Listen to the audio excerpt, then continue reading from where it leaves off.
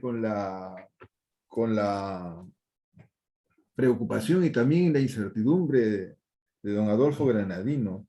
También me he hecho esa pregunta y en algún momento creo que la concepción generalizada del síndrome de Estocolmo me daba algunas pistas en relación a esto. Es decir, también me asombra pues que le vaporizaron tanta gente y siguen al lado de él. Claro, hay algo ahí de un síndrome de víctima temerosa, y en el caso incluso de Alemania, ¿no?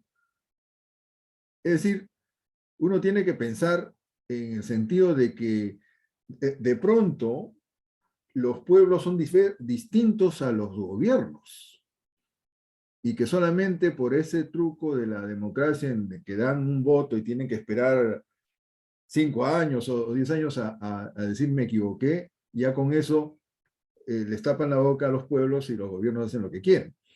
Mantienen el punto de conformidad. Pero no nos olvidemos también que en el caso de Japón, el pueblo es masacrado, pero la Mitsubishi sigue, ¿no? Los ceros eran Mitsubishi, pero la empresa Mitsubishi también nos sigue vendiendo cosas. Es decir, se mantuvo el núcleo de gobierno de clase del Estado japonés.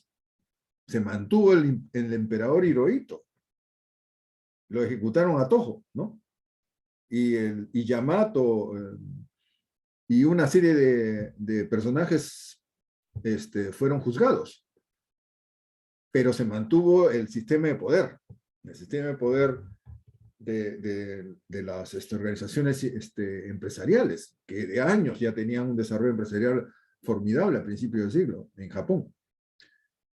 En el caso de México, bueno, en el caso de México ya estamos viendo que ha tenido que pasar muchos años para que se reconstituya, pero el pueblo está ahora fortaleciéndose alrededor del proyecto de AMLO y todo lo que va a heredar como una posición clara y firme y soberanía. A veces hay que esperar un poco, ¿no? En el caso nuestro, también creo que vamos a esperar, pero no debiéramos esperar, porque el tema nuclear sí es un tema que nos involucra a todos sin frontera. Respecto a lo que mencionaba Germán, estas zonas de seguridad o de peligro que hemos tenido son oscilantes, pues depende de quién pase por ahí. Nosotros hemos visto que Belaúnde el presidente Fernando Belaúnde Terry estuvo haciendo de mediador con Margaret Thatcher, pero siempre escuchábamos que estaba mediando, que tenía una última propuesta, que iba a ir a tal o cual lugar a entrevistarse. Margaret Thatcher no le hizo caso, pero después se quedó quieto. Es decir, aparentemente se enteró de que había una amenaza de bombardear atómicamente Buenos Aires. Entonces, eso quedó en el aire y ha sido un misterio. No sé habrá que esperar 50 años, hasta el 2033 o 34, para que se develen algunos documentos del Royal Office, ¿no? En la Gran Bretaña, se vea la precisión de esas cosas, ¿no? Que más o menos es el ritmo de publicación de archivos secretos, ¿no? Eso es también. Y en el caso de lo que pregunta, de lo que planteaba Jorge, es muy importante que el protagonismo ya no se ceda tanto a Naciones Unidas, porque Naciones Unidas pues tiene un Consejo de Seguridad donde los 5 estados con armamento nuclear tienen poder de veto. Entonces, al tener poder de veto, cualquier cosa que uno quisiera plantear que no les guste, lo van a bloquear. Entonces, de alguna forma, hay que hacerlo pasar ya con una organización distinta, ¿no? Una organización que sea una alternativa a las Naciones Unidas, pero ya de los pueblos que no tienen armamento nuclear, y que de alguna forma se erijan en portadores de una ética distinta que valore la vida humana por encima de conflictos que generalmente son de origen económico. No olvidemos que que el complejo militar industrial presupuesta en Estados Unidos alrededor de 600.000 millones de dólares. Es un montón de dinero que justifica cualquier dinámica. Y si mis cálculos y mis datos no fallan, en la Unión, Rusia tiene un presupuesto de 55.000 millones de dólares año, y China por ahí también, 50.000, algo así. Es decir, hay una diferencia tremenda entre Estados Unidos y todos los otros países en el desarrollo de su justificación económica para tener un complejo militar industrial, porque eso ya es interés político de mantenerlo, porque ya empiezas a ver que justifica empleo, justifica el PBI, estructura dinámicas económicas muy intensas, y entonces hay que verlas desde ese punto de vista. Es decir, si nosotros tomamos un mayor protagonismo sobre el uso futuro de los recursos que vendemos, recursos naturales estratégicos, de pronto por ahí tenemos alguna motivación y arma para poder hacer que las zonas de paz se respeten, ¿no? No solamente sean zonas de tránsito porque estaba pasando por ahí una bomba, ¿no? Sino que no pase nadie con esos argumentos atómicos, ¿no? Por ahí va la idea. Eso es lo que quería proponer esta noche, aparte de describir con física y química y matemáticas lo que significa una explosión nuclear y sus formas de hacer. Lo que sí también quiero enfatizar es que la ciencia para las armas nucleares ya está en Internet. Lo que no está es la tecnología para hacerlas, y tampoco los materiales de alto procesamiento que se necesitan para poder elaborarlas. Ahí está lo que se guarda, ahí está el secreto, ahí está el poder. Gracias. Adelante, Carmen, luego Lucho. Gracias. Gracias, Mario. Pregunta, ¿existe un reloj? Se habla de un reloj de la vida, o cuánto nos falta para que alguna de estas bombas o el mundo se acabe con estas bombas. Algo así como lo que existe en las familias, en las terapias de violencia, donde existe un violentómetro. O sea, para que uno se dé cuenta cómo va escalando la gravedad de la violencia. ¿Existe algo así en un estándar de medición de los peligros? ¿Existe algo? Ese es uno. Araquiris son una forma para mí muy simbólica. Cuando existe un suicidio en una familia, normalmente la primera, segunda generación, y parecido a eso lo que ha pasado en Argentina, nada más que en el tema económico, ¿no? Solitos se han deteriorado. Y lo otro, con 800 bases militares de Estados Unidos en el mundo, y que es obvio su sistema de expansión, de invasión, basado en sus intereses, ¿qué podemos hacer? Tendríamos que convertirnos casi todos en norteamericanos, digo, en estadounidenses, y hacer explotar una bomba por dentro. Digo, ¿qué nos queda? ¿Cuál es la fórmula? No hay. Muy bien, gracias, Carmen. Adelante, Luis. Gracias. Abusando del conocimiento técnico de Mario, así que vamos a hacerle algunas preguntas de esa naturaleza. ¿Cuál es, en primer lugar, quiero saber yo, cuál es la relación entre tener reactores nucleares y el enriquecimiento de los elementos atómicos, ¿no?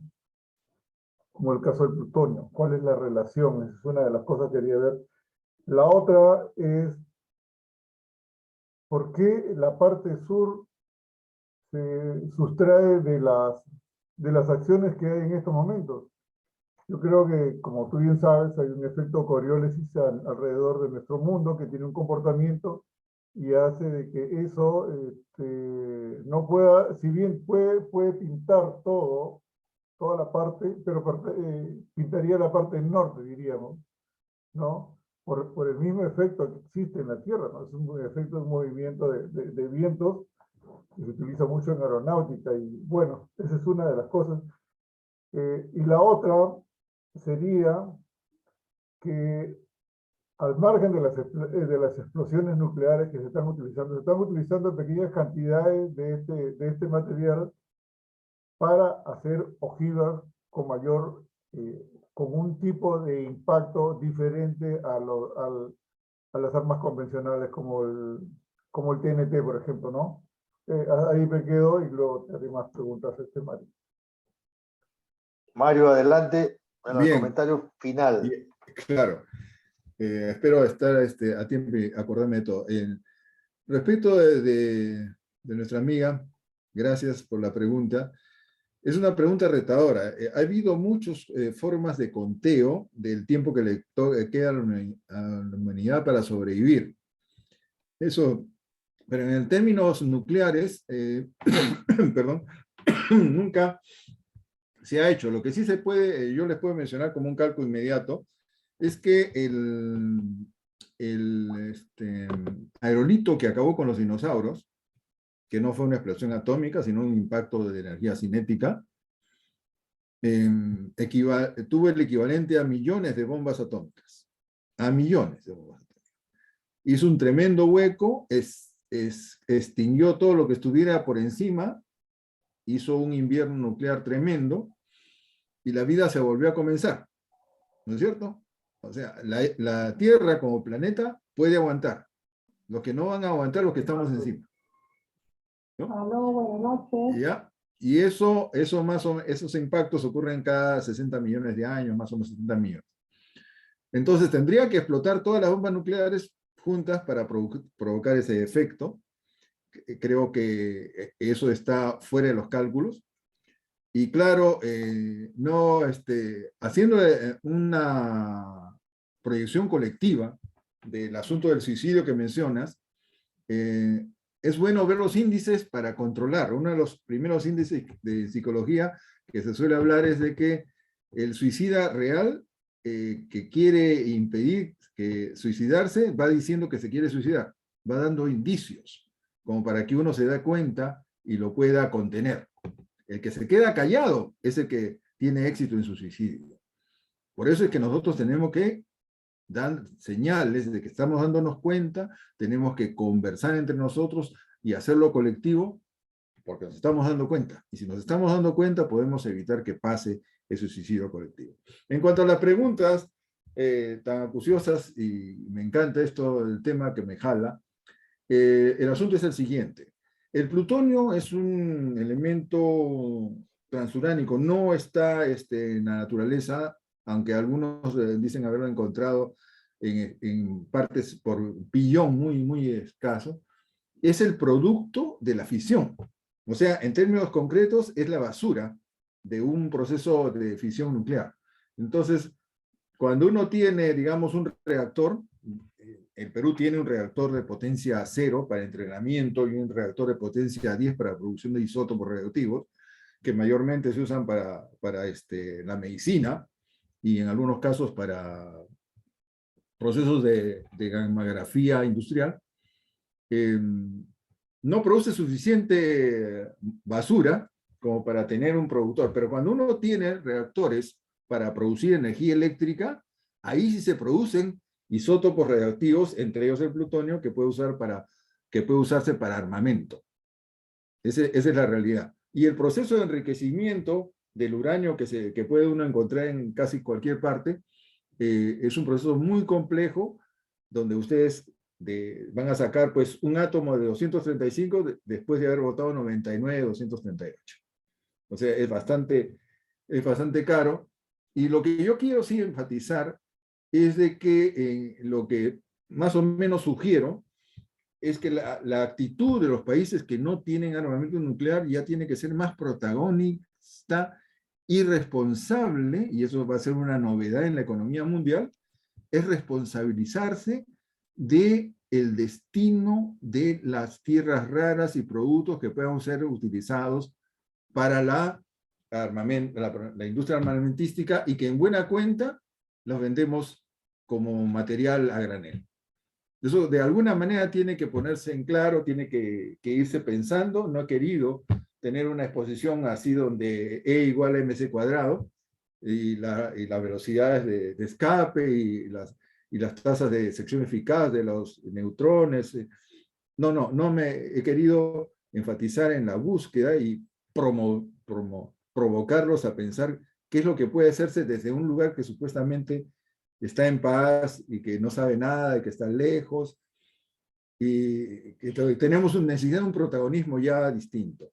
Y en cuanto al tema de Coriolis, eso sí es cierto, pero ¿qué pasa? La Tierra no gira así, sino así. Entonces en ese momento vamos viendo que vamos pintando arriba para abajo. Como cuando hay está girando un trompo, el trompo empieza a desalerizarse y empieza a bambolearse, ¿no es cierto? Entonces ahí sí terminamos pintando toda la Tierra. Entonces ese es más o menos el símil que quería plantear.